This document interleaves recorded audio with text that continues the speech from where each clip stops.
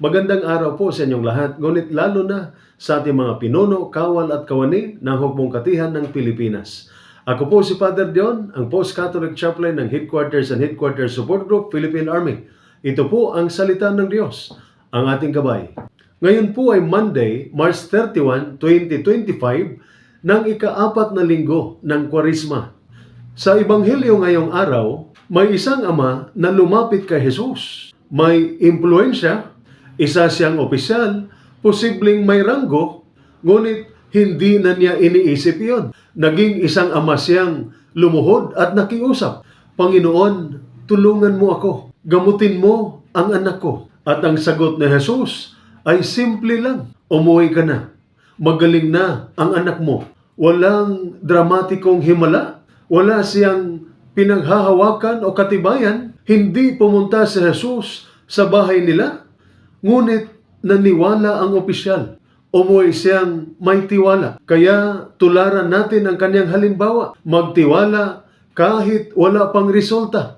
Bilang sundalo o asawa ng sundalo, alam natin ito. Minsan, nagdadasal tayo para sa ligtas na deployment o assignment, para sa promosyon, para sa asawa o anak na may pinagdadaanan, ngunit parang wala pang sagot. Ang tanong ng Diyos sa atin ngayon, kaya mo bang magtiwala kahit wala ka pang nakitang ebidensya? Halimbawa, isang sundalo ang nadistino sa isang malayong lugar. Araw-araw siyang nagdarasal para sa kanyang pamilya. Hindi niya alam kung okay pa ba ang kanyang anak na nahihirapan sa school o ang misis niyang nag-iisang nagpatakbo ng bahay.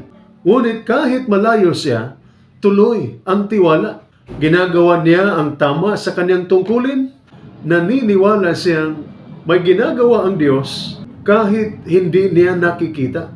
Ganito rin ang misis o mister na naiwan sa bahay. Araw-araw ang sakripisyo. Ngunit may pananalig na hindi sayang ang bawat dasal. Kaya mo bang humakbang, magdasal at maglingkod kahit wala ka pang nakikitang sagot?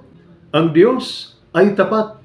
Gumagalaw siya sa likod ng mga eksena. Katulad ng sa Ebanghelyo, ang milagro ay minsan nangyayari habang tayo'y naglalakad pa uwi, habang tayo'y nagtitiwala.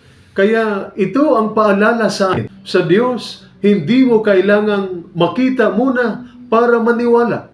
Manampalataya ka muna at makikita mo ang kanyang himala. Ito po ang salita ng Diyos, ang ating gabay. Manalangin tayo.